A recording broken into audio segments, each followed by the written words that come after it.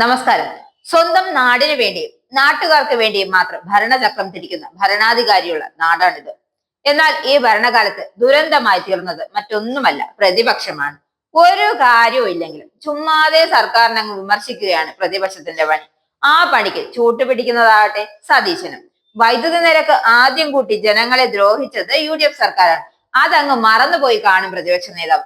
ഇപ്പൊ അതാ ഇറങ്ങിയിട്ടുണ്ട് അടുത്ത ആരോപണമായി. വൈദ്യുതി ബോർഡ് എതിർപ്പ് മറികടന്ന് മണിയാർ ജലവൈദ്യുത പദ്ധതിയുടെ നിയന്ത്രണം സ്വകാര്യ കമ്പനി തന്നെ നിലനിർത്താൻ സർക്കാർ ശ്രമിച്ചതിന് പിന്നിൽ നടന്നത് കോടികളുടെ അഴിമതി എന്നാണ് ആരോപണം. എന്നാൽ ഈ ആരോപണം ഉന്നയിക്കുമ്പോൾ അത് തെളിയിക്കാനുള്ള വല്ല ഏടും കയ്യിലുണ്ടോ പ്രതിപക്ഷ നേതാവെ? ഉണ്ടെങ്കിൽ അത് പൊതുമധ്യത്തിൽ പുറത്തുവിട്. അല്ലാതെ ചുമ്മാതെ ഒരു ഉളുപ്പുമില്ലാണ്ട് വായിൽ തോന്നിയത് വിടുവായുത്തം പറയുകയല്ല വേണ്ടത്. മണിയാർ പദ്ധതി 30 വർഷത്തേക്കാണ് കാർബറണ്ടം യൂണിവേഴ്സലിന് നൽകിയിരിക്കുന്നത്. കരാർ അനുസരിച്ച് 30 വർഷം കഴിയുമ്പോൾ പദ്ധതി KSEBക്ക് തിരിച്ചു നൽകണം. എന്നാൽ പദ്ധതി 25 വർഷത്തേക്ക് കൂടി കരാർ ദീർഘിപ്പിച്ച് നൽകാനാണ് സർക്കാർ തീരുമാനിച്ചിരിക്കുന്നത്. വൈദ്യുതി ബോർഡ് കോടിയുടെ കടത്തിലേക്ക് പോകുമ്പോഴും ഒരു ചർച്ചയും നടത്താതെ മണിയാർ പദ്ധതി നൽകിയതിന് പിന്നിൽ അഴിമതിയുണ്ടെന്നാണ് സതീശന്റെ വാദം. വ്യവസായ മന്ത്രിയാണ് ഇടപാടിന് പിന്നിലെന്ന്, മുഖ്യമന്ത്രിയുടെ അറിവോടെയാണ് ഇടപാട് നടന്നതെന്നുമാണ് സതീശന്റെ കണ്ടെത്തൽ. എന്നാൽ ജലവൈദ്യുതി പദ്ധതിയുമായി ബന്ധപ്പെട്ട കാര്യങ്ങൾ മനസ്സിലാക്കാതെയാണ് ഈ സതീശന്റെ ഈ പൊള്ളയായ വാദങ്ങൾ ഉന്നയിക്കുന്നത്. മണിയാറിലുള്ളത് ക്യാപ്റ്റിവ് പവർ പ്ലാന്റ് ആണ്.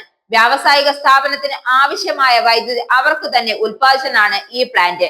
ഇങ്ങനെ ഉൽപ്പാദിപ്പിക്കുന്ന വൈദ്യുതിയിൽ 50% ഉപയോഗിച്ച ശേഷം ബാക്കി വിൽക്കാം. കാർബറണ്ടം യൂണിവേഴ്സൽ ലിമിറ്റഡ് 17% വൈദ്യുതി മാത്രമാണ് മണിയാറിൽ നിന്നും ലഭിക്കുന്നത്. അത് പൂർണ്ണമായും അവരാണ് ഉപയോഗിക്കുന്നത്. വെള്ളത്തിനുള്ള റോയൽറ്റിയിലാണ് KSEBക്ക് യൂണിറ്റിന് 62 പൈസ വീതം ലഭിക്കുന്നുണ്ട്. വൈദ്യുതി ലൈൻ ഉപയോഗിക്കുന്നതിന് 74 പൈസ വീതം നികുതിയായും 15 പൈസയും നൽകുന്നുണ്ട്.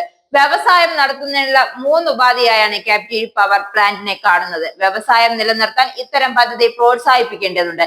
കേരളത്തിലെ വൈദ്യുതി ഉപയോഗത്തിൽ 0.09% കാർബോറണ്ടം കമ്പനി ഉത്പാദിപ്പിക്കുന്നത്. LDF ഭരണകാലത്ത് 1991 കാർബോറണ്ടം കമ്പനിയുമായി കരാർ ഒപ്പുവെച്ചു.